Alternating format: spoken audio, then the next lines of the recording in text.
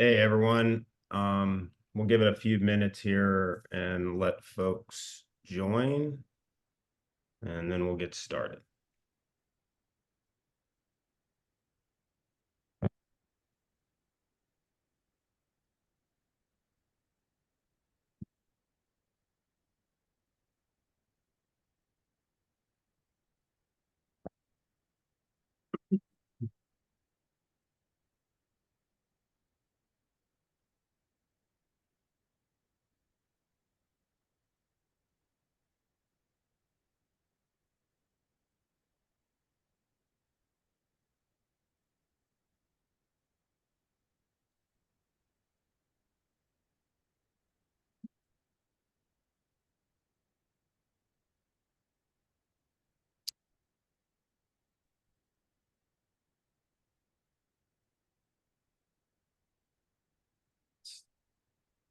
Give it just a minute more, let a few people join, and then we'll get going.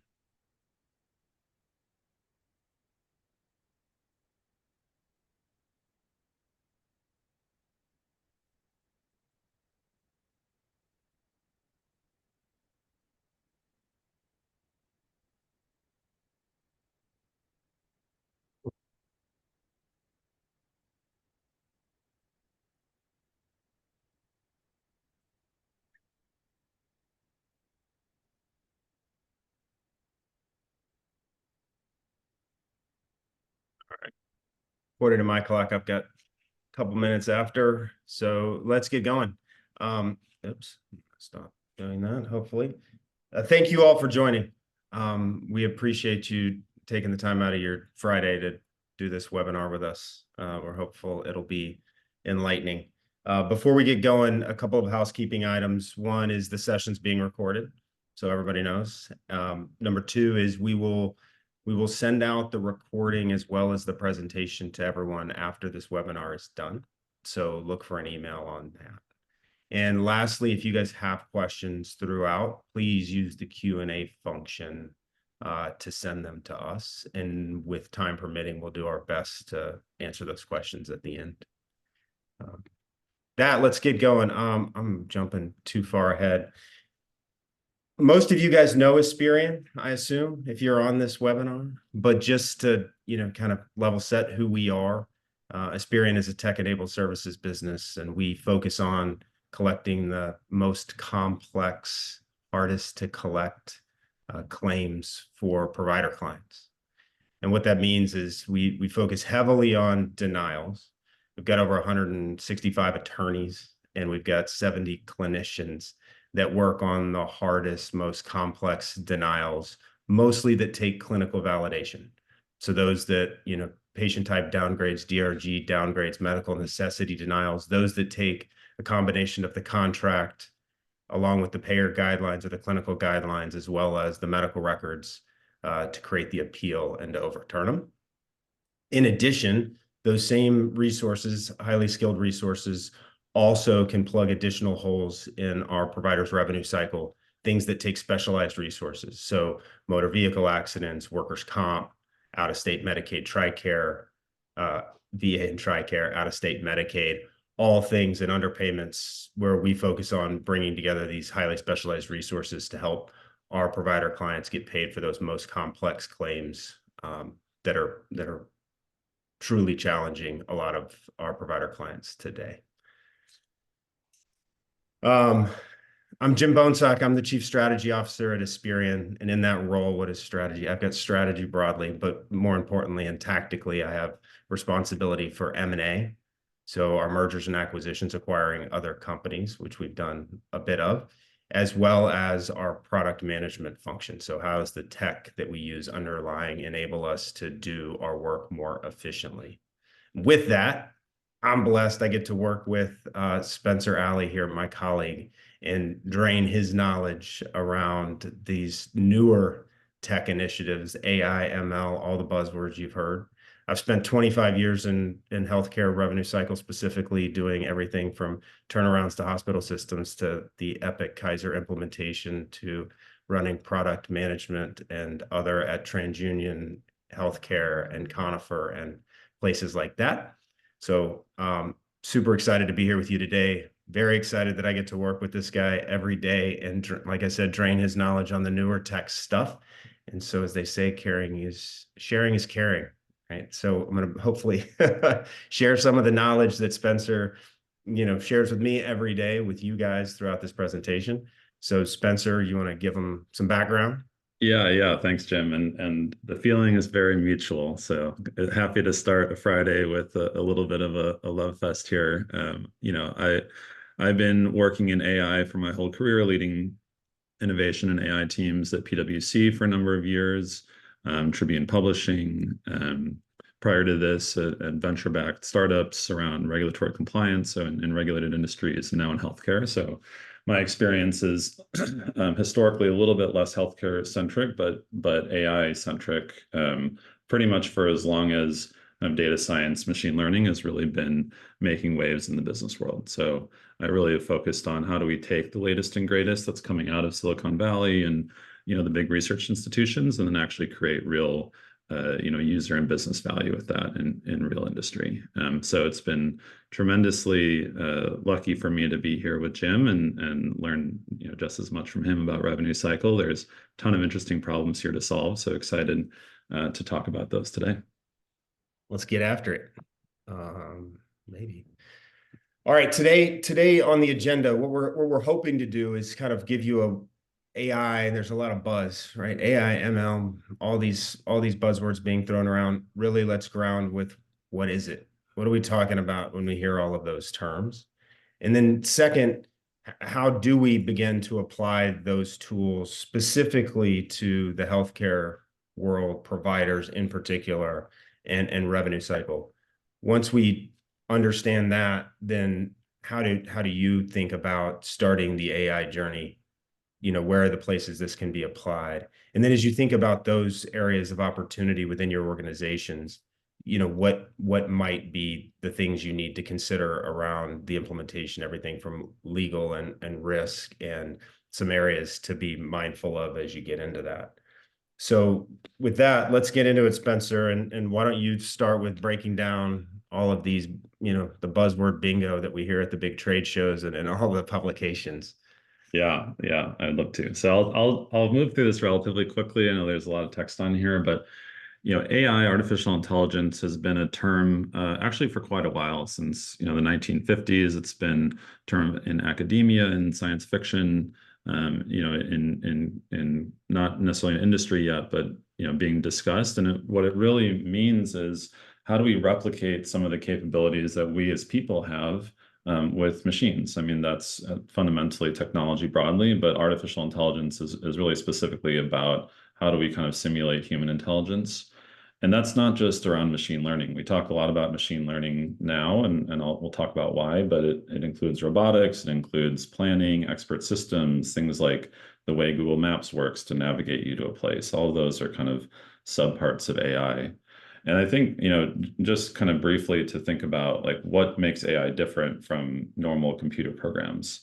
The the core difference, if you just kind of simplify it to its basic essence, is that machine learning and AI learns from data, right? So instead of a normal computer program where you are giving it specific steps to follow, you say, this program should do this and open this and then do that.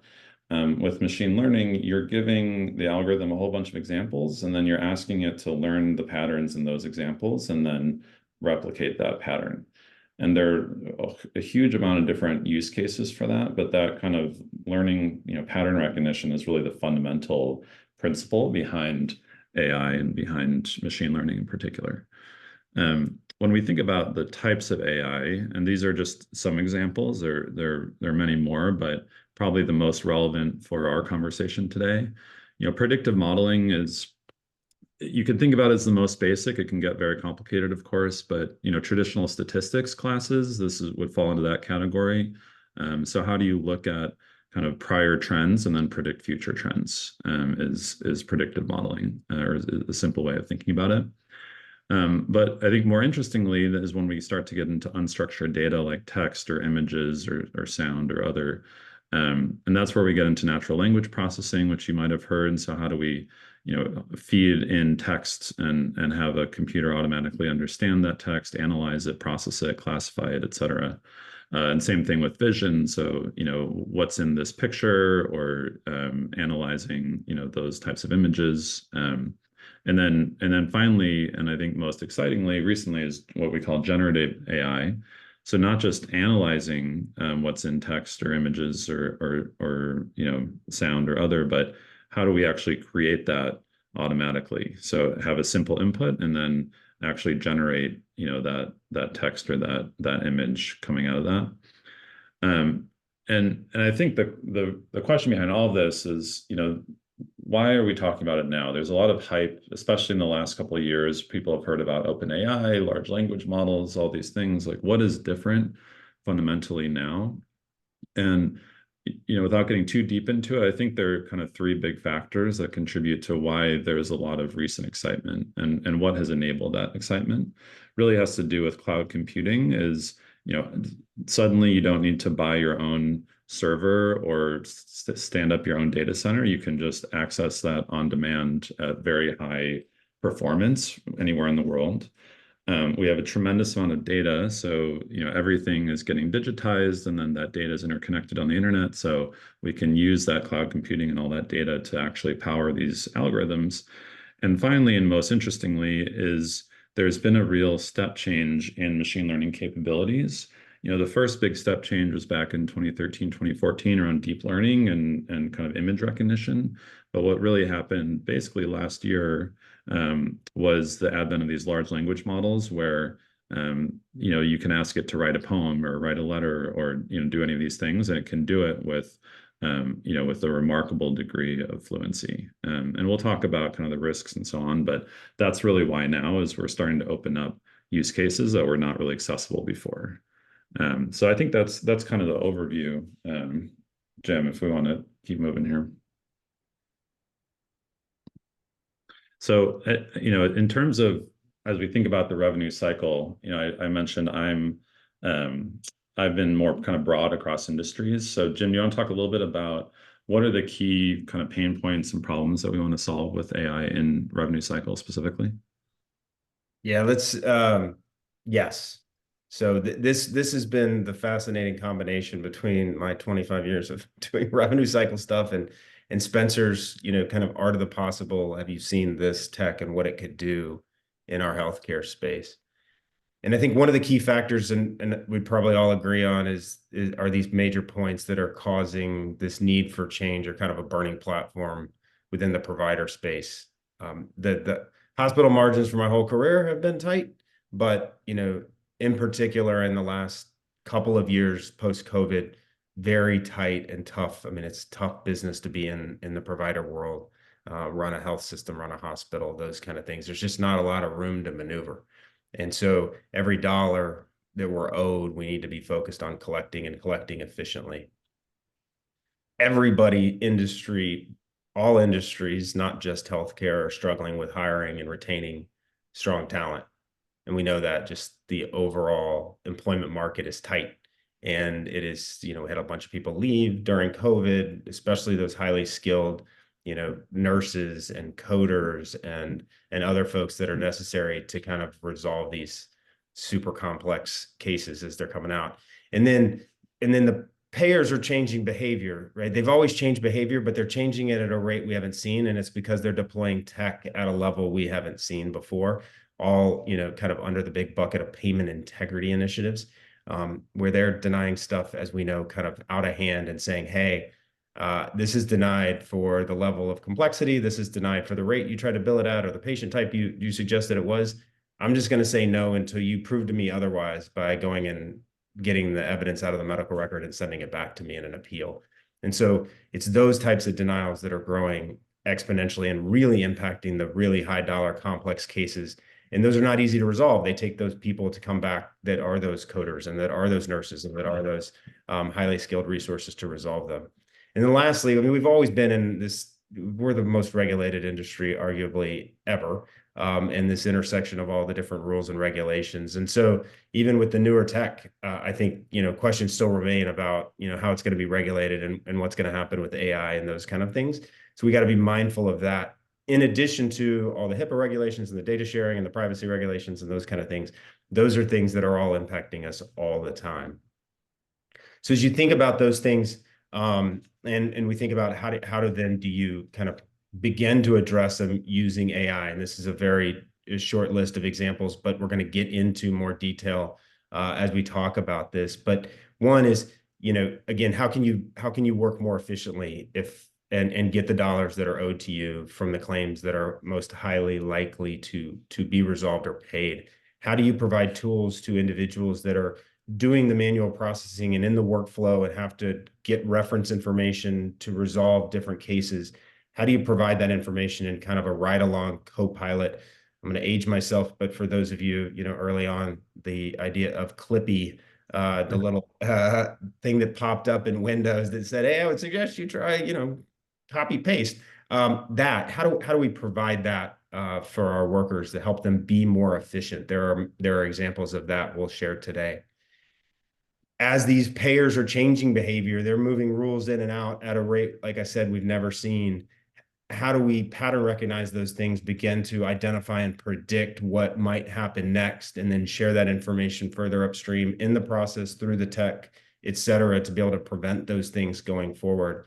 And then finally, with all that information changing at such a rapid pace, again, it becomes incumbent upon us to store and organize and present that information to those folks within the flow that can help them make better decisions, and everything from the clinical guidelines from the likes of Milliman and Interqual to the specific payer guidelines. And then we're all defined by the contracts we have between the providers and the managed care organizations.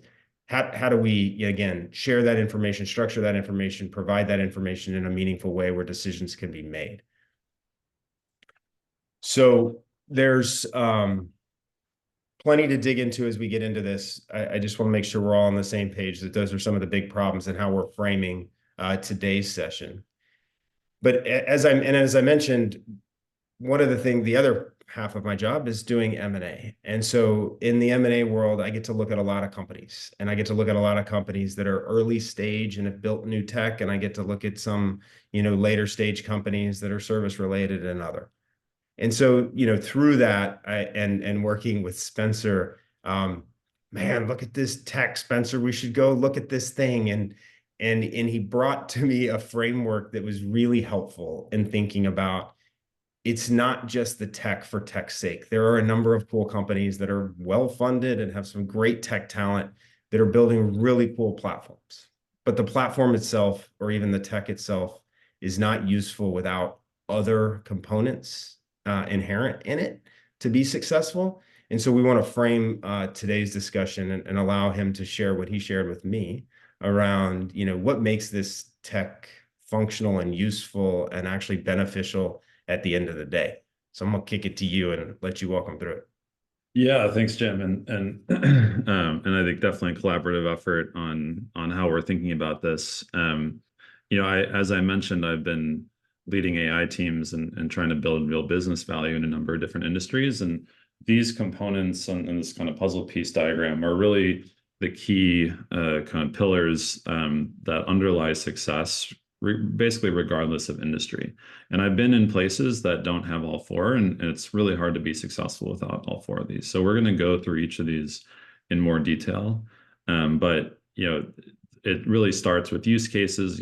As you think about what problems are you actually trying to solve, it's remarkable how often somebody builds tech without a clear understanding of the problem that they're solving, and then often that tech ends up not really getting the traction. So starting with the use cases, actually having the data to support those use cases, and not just the data itself, but the infrastructure around the data, the rights to that data, all those things that are necessary.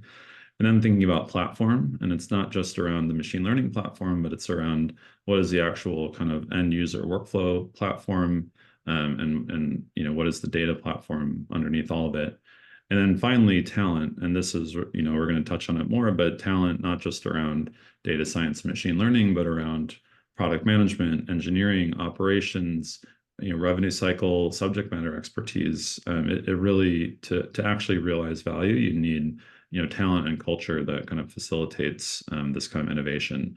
So, in many ways, the one of the big lessons that I've learned over my career is in AI and data science, actually kind of the least important part, ironically, is the AI itself. It really is a lot of these things around it that make it actually useful and actually, deliver the value you're hoping for. Yeah, before we get into these, we saw this firsthand. Yeah. When we acquired a business in the fall called Infinia ML. Um, Amazing talent, born out of Duke, 9 PhD data scientists, 12 machine learning engineers, all with advanced degrees, had spent 4+ years building tech, to solve a problem around taking unstructured data, structuring it, and then creating a generative output. And had a little success in many industries, including healthcare, but no clear kind of product market fit to what that use case is. And you talk to them, and it was really about, as all too well, it was like too many use cases. Like, it's the art of the possible that we can do anything, tell me what to do. um then no data, got to force the client to give me the data to feed the model, then to plug it into the use case. So it's kind of the cart and the horse. We had all the talent. Obviously, they had all the talent in the world around engineering, but we're missing the SME talent around the business processes that existed today and what we're trying to solve.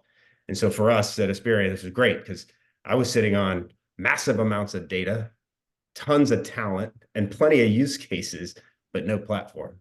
So Yeah. now we've got, kind of the blend. So let's get into what each of these looks like and kind of help everybody break it down.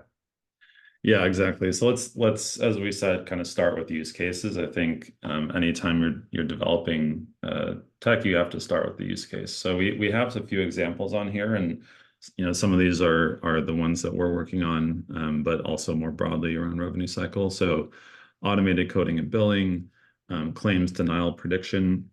We talked about kind of trend analysis earlier, and predicting whether or not, for example, a denial will be appealable and will overturn successfully is a big use case.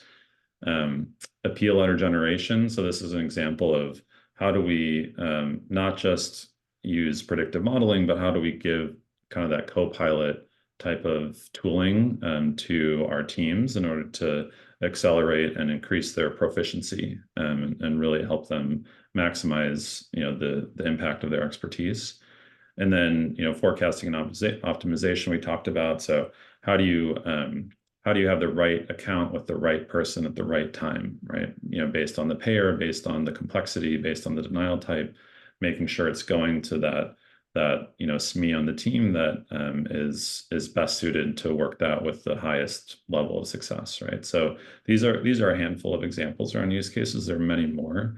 I think one of the both double-edged swords, I guess, of a complex process like revenue cycle is there's a lot of complexity, but that means there's also a lot of opportunity. And the more that you kind of dig into that process, detail it, understand where the bottlenecks are, what takes the most time, then it gets easier to think about, okay, how can you start to address those with machine learning, AI, data, workflow, et cetera, so that you can actually move the needle on some of these.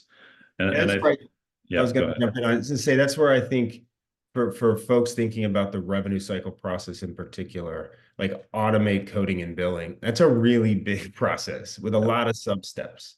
So getting really finite and down to what is that kind of administrative process that you're trying to solve that could use, data, and it has patterns and it can recognize and it can fit. It can improve just that small little segment. And so I'm lucky enough that I get to work with a company like a NIM that is just taking raw medical record documentation and translating it into billable codes. So just not coding broadly, but just really specific to data in, code out with rules. How do we do that? And then where we're spending the time, and which I'm the most excited about, is taking again that medical record documentation, the denial as it's stated by the payer, pulling out the evidence against the clinical guidelines, comparing it to the payer guidelines, also to the managed care agreement, and then generating the appeal letter in an automated way, saying, I can pull this information out. I know what these rules are, and I know how to apply them. That is, to me, one of the bigger unlocks for our business in particular. And that's a very specific, make our clinicians and lawyers more efficient by prepping effectively the case, be it the appeal, so that we can get it back through after being reviewed, not by itself necessarily, but somebody puts eyes on it, and then we send it out. So I think getting very specific about those types of use cases that you're going after is one of the big lessons, that it's you can't boil the ocean. Like, let's get very granular in how we're thinking about that. Yeah, and we'll touch on ROI. this. Yeah, Yeah. we'll touch on this a little bit later, but I just want to emphasize one point that you're making, Jim, which is um, don't go after your most complex thing first, right? Start small and learn. Start with something, in fact, that you could do without machine learning or with a very simple algorithm, with just a simple, predictive model, because there's going to be so much to learn around integration, around change management, around everything else, that it's better to start small and then expand. We'll go into that a little bit more later, but I just wanted to kind of emphasize that point. Oh, that's a great point. Let's talk about data.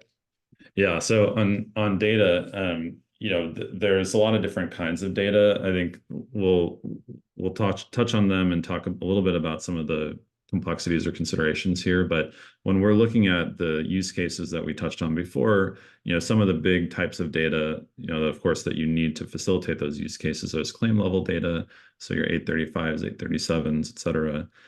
Clinical data, we talked about medical records. How do you get the information about the encounters themselves? And then I think excitingly is starting to unlock more of the information that's in those managed care contracts, payer policies and guidelines, the stuff that changes periodically, but is all kind of locked in text right now, so to speak, and leads to a lot of those denials.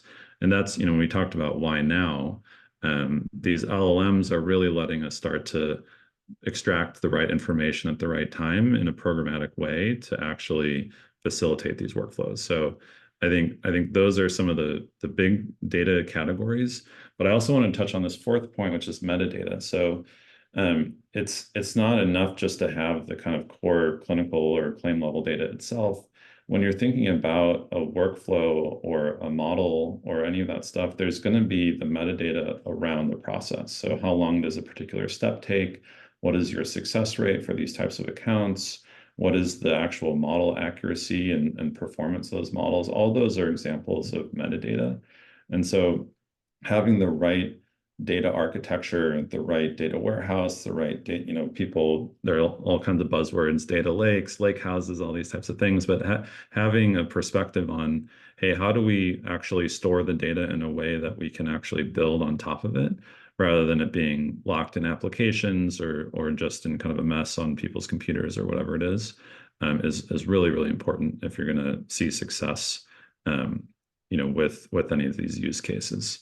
So I know, Jim, there's a bunch of also healthcare specific challenges maybe you can touch on for data. Yeah, there's specific challenge. I think the good news is, over the last 15 years, we've done a decent job, a better job of digitizing the healthcare information that's out there. I mean, we generate massive amounts of zettabytes of data, on an annual basis in just the healthcare industry alone. And we were, paper charts not long ago. So we're definitely behind, but we've digitized a lot of it with the implementation of electronic medical records and, data sharing provisions and some standards around FHIR and other ways that we can begin to create interoperability with that data. So we're making progress. And I think that is, you pointed it out early on, but that is one of the things that's now unlocking why now? Why are these tools all of a sudden coming to the forefront in places like healthcare? Well, the data is now more available than it ever was, and becoming more available and kind of we freed the data to a degree to allow them to be in these models, to allow them to predict future things, to allow them, to be ingested in other platforms and technologies that are being used in other industries. I think one of the things we do see, though, that I'm still challenged by is this apprehension. we've got regulations and we've got regulatory and we've got privacy and we've got all of these considerations we have to have in healthcare, and we have to manage within those. But too many also are so apprehensive and conservative in terms of retaining their data. And my data has a lot of value. It does. But it's kind of like, if you have a bunch of cash, like, and you store it under your mattress, like, yeah, you protected it, but you know, you gave up the opportunity to grow the value of that cash by investing it into things that can create a return. And so data is very similar in that way. As you're thinking about these models, is be mindful of who you're investing with and who you're sharing it with, and they have protections and those kind of things, but recognize the power of using that data in larger data sets to get those predictive values out of what you're doing with AI and ML. And I think the healthcare industry broadly has to get their head around that. And it's going to vary by organization and those kind of things. But being mindful of those partners, how do you free that data to a degree within your comfort zone, but allow it to create a return? And so that's, all the regulatory things, also in consideration. We got to be very mindful of privacy in all of those deals, but think about that, not just be so conservative to protect it, because I think you leave a lot on the table. Let's get to the platform part, Spencer. Yeah, so platform can mean a lot of things. I think I would think about it in kind of three levels or maybe four. But we touched on data, right? And data by itself is good, but you need actually that kind of data infrastructure and platform that we touched on. On top of that, even before you get to machine learning and AI, you need the workflow platform. So what is your team using to actually, are they purely in the EMR? Are they using just standard kind of Microsoft Office things, or is there actually a workflow system that can help route and eventually automate pieces of that process in an intelligent way, right? So there's that workflow piece of it, and then I think that's where you layer in the machine learning platform. So again, back to the theme of, it's not just about the algorithm itself. You can train an algorithm and it's sitting on your computer and that's not providing value to anybody. There are now lots of off-the-shelf machine learning platforms that you can build models in and deploy them very easily, whether it's via the big cloud providers or vendors that you can work with. But those platforms are necessary to actually kind of realize that value. And then the insights and reporting kind of on top of it. So how is the model and the solution that you built actually performing against the business case that you'd established, when you set up that use case in the first place? And I think, what a lot of this comes down to is kind of that classic build by partner, framework of, hey, are you an organization that is at this scale and size and has made the investment in order to actually build a lot of those platforms yourself? Or are you one where you have enough scale where maybe you're not building the platform yourself, but you're using kind of direct tech vendors? So either, the Microsofts and the Googles of the world, or more specialized, healthcare RCM specific tech vendors. Or are you more at a spot where it's better to work with a services vendor that has made the investment themselves in the technology, and you can then benefit from that investment that they've made, right? And they have the expertise and around how these use cases happen, right? And I would put us in that category, but it's really about, like, what is the kind of level of maturity and appetite for actually building these platforms? Because again, the algorithm by itself doesn't provide value, but you need kind of the mechanism for delivering that value, up and down that stack. Yeah, I think that really is an important point for everybody to think about, is can we do it ourselves? I think there's probably very few organizations that have the financial capability to invest in it, an R&D division that can build tech. We'll talk about talent in a second. The provider organizations are not exactly where the greatest Palo Alto tech talent is seeking to be employed. So, be realistic about what we can build. Should we partner, to your point, And are we skilled enough that we can partner with these larger organizations that don't necessarily have the domain expertise about healthcare broadly or revenue cycle in particular? And then through the spectrum of, or to your point, should we partner with a services provider that's paid for an outcome like an Aspirion, get my claim paid, and leverage their investments because it behooves everybody in the tech and this advanced tech to kind of accelerate that. And then as things mature and they become more commonplace to integrate them, I think that integration is a huge point as well. Where does it fit in the workflow? How does it not disrupt the workflow that's in Epic or Cerner or Meditech? How is it going to integrate in and create value and not an extra swivel chair step or something like that where it degrades value? So those are all important things I think we as providers, revenue cycle folks need to think about. All right, talent. Yeah, and this one is my favorite, even though they're all important. But I think at the end of the day, a lot of us do the work we do, and what I've learned and experienced in healthcare is because we really care about people and patients at the end of the day. And to me, when we're building these solutions, I'm thinking not just about the technology and the data and the use case, but do we have the right people on the team to actually support and deliver this? And again, I'm going to keep going back to my theme of the data science is not the most important part. Yes, of course, you need data scientists and engineers to build some of the tech, but there's a lot of talent you need around that also. So, kind of expanding out of that circle, there's product managers and designers and project managers and people that are thinking about those use cases and how the stuff actually gets implemented. You've got the actual RCM SMEs and operations folks who are doing that job day after day and have the experience and actually are the people that will benefit in terms of a more efficient or a higher yield or those types of things. And then thinking about change management, how you facilitate change management. So we have an example here around learning and development, but there's lots of different pieces of that, right? Of thinking about, okay, we have a new capability. How do you actually shepherd that into the organization, into the team to make sure that it's delivered effectively and everyone's excited about that?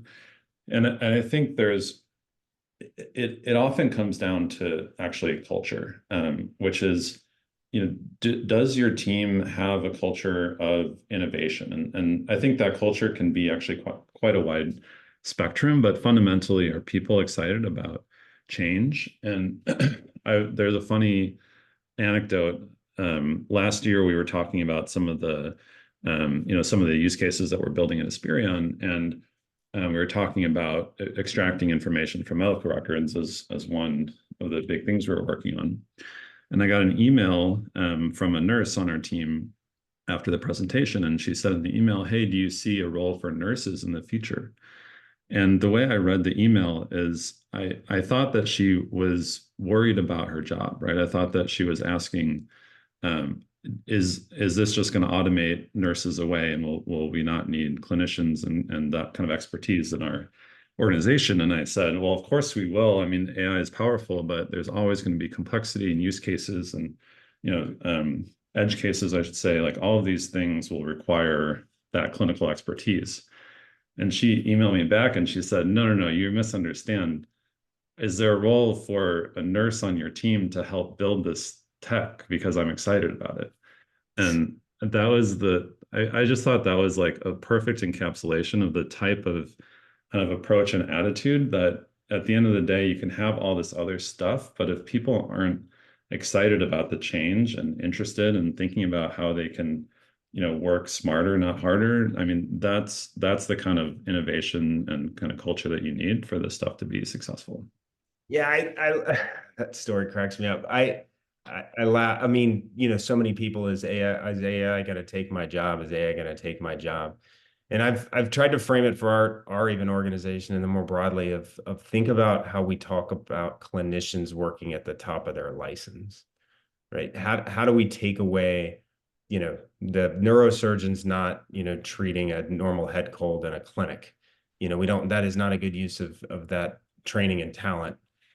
And so similar in our revenue cycle world, because we can't hire all the talent we need, because the the specialized talent is even, more scarce and less available to us. And as these denials are coming in and they're taking that type of talent to resolve those types of cases, how do you get and retain them? Or how can you make them more efficient with less of them so that they're just working those cases at the top of their license? And so it has become really evident to me and in the organization that is there are so many components though of, as Spencer said, the product management and assessing the use cases and figuring out what the size of that problem is and what the workflow steps are. How do we do it today? Where could it be more efficient? And only then it's the engineers and the PhD data scientist types that are saying yes, and here's the art of the possible of what can be predicted and how we can implement this and where it'll fit in the workflow, and then how do we integrate it back in? Well, that's a different set of engineers back into the workflow. So anyway, I think, and then, oh, by the way, we're about to change process. So now how do we train everybody and get them excited to understand that this new, pop-up is going to help you better understand the next decision point and make that decision quicker with better information? So I think that that whole tying together of talent is a large, item and helps round this thing out. And as we jump to like, where do you go from here? I love this framework, and I think it's really important and to emphasize for folks, it's not just the platform, but that platform, it's like building a great engine and you don't have any fuel for that engine, which is the data. And you don't have a car to put it in or a race to put it in, which is the use case, and you don't have a driver. So again, you can just build the engine, but it doesn't do any good. It doesn't get you anywhere. And so being really mindful about all of those four pieces needing to work together to unlock the power of what is, kind of the potential of AI. Let's talk about where you get started, Spencer, how you would help people think about just that. Yeah. Yeah, I know we're running close on time here, so I'm going to be quick on this one. But as Jim said, we'll send it out and you can kind of digest more of the content. But I think the main takeaway on this, I mean, these steps are pretty, I think, self-explanatory, but the main takeaway is start small, right? So I think that lightweight word is doing a lot of weight, no pun intended, on this slide, which is you really want to prioritize learning, right? You want to think about your use cases, think about how AI can help, think about your build by partner strategy and how you're going to measure success. Those are all important, but pick one or two things that feel manageable to you already, even if you don't know, how big it's going to be. But pick, err on the side of small, and then grow those, over time as they start to work and you start to learn, and some things won't work. Grow the ones that are working, scale those up, and then get into your kind of ongoing roadmap and cycle. And I think this is relevant whether you're doing it yourself, whether you're doing it with tech vendors, whether you're doing it with service partners, however you're doing it. Just start small, learn, and then iterate, and that's how you get to real value. And I'd add on to this real quick. I think that I was at a fall conference with 200 plus healthcare technologists across payer, provider, life sciences. And the question opening the whole session was, who's thinking about AI and ML and applying it in their organization? And every hand in the audience went up. And then the second question was, who's actually got a pilot going? And there were about 20 left up. And then it was, who's got something live and in production? And I was lucky to be one of about 5 people who actually could keep their hand in the air with a real model in production working today and driving efficiency.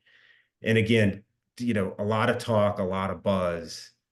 Find the spot where we can get started, start with something, partner with someone, use their tech that they've built or the platform and start to get some power out of this automation. And then we'll wrap it up here with your final kind of thoughts on the overall, Spencer. Yeah, I mean, I think so. There are a lot of things in healthcare, but the world broadly that feel like kind of trends, right? Whether that's, crypto or any of these other things that just kind of come, people are excited and they go and you're not sure. I think for us, if you just look around in your everyday life, whether it's at your smartphone or the way your kids are learning in school or the way that ads are delivered on websites. I mean, AI is already in everything that we do on a day-to-day basis. So this is not just a fad or a trend. This is this is a step change function in how we do business. In the same way that the internet or user interfaces or databases, where this kind of umbrella of AI unlocks a lot of new capabilities that are really going to change the way we work over the next decade plus. So I think it's not a question of if or really even when. It's just a question of kind of how and how fast and what makes sense for you and your business. So that's kind of, I think, the big takeaway is we got to put our foot in the pool and start in the shallow end, but it's here to stay. I'm with you. I think this has got all the components. And we've had so many cycles, and you haven't been in it, but we've had the digitization of healthcare and the interoperability, and then we had pop health, big data in the cloud, and it was like, all right, put all those buzzwords on a booth at HIMSS. It's that cycle, and so I think some people are hesitant to believe that this is different. I do think this is different. I think for the points you made and other industries seeing the benefit and it being embedded in our everyday life and technology. And I think the fact that we've digitized more of healthcare and the data is more available, I think that lends to it. I think we do have the burning platform of, look, we've got serious margin pressures. We've got a lack of resources in the market to hire, so it can't just be throw people at it.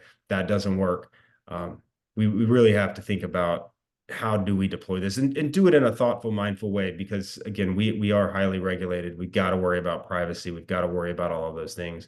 And the jury's still out on how they're going to regulate this stuff. I mean, there's been some starts around regulating AI and the use of these models, those kind of things, and even in healthcare. So, all of those things are serious considerations, but I do think the power for it to unlock and take out a lot of this waste that sits in the revenue cycle and this weighs down the healthcare industry broadly, could be unlocked with the use of some of this tech.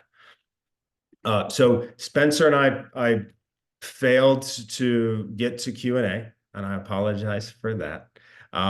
We've run up on time here, so we're gonna be mindful of everybody's time on a Friday. We appreciate you guys spending the time with us and listening to our webinar. The webinar and the recording itself will come out via email along with the presentation. Please, submit questions or send questions back in to our folks here. They'll get disseminated to us, and we can do our best to answer those in a quick manner. And then stay tuned and pay attention for our March webinar. We'll announce that topic and hope you all can join us for that as well. So and reach out if you have questions about AI. We'd love to chat. Yeah, no, yes, please do. Yes, we can, Spencer can be shared more than just today. So thanks, Spencer, for doing this. I appreciate it. Appreciate everybody for attending, and everybody have a great weekend. Happy Friday. Have a great weekend, everyone.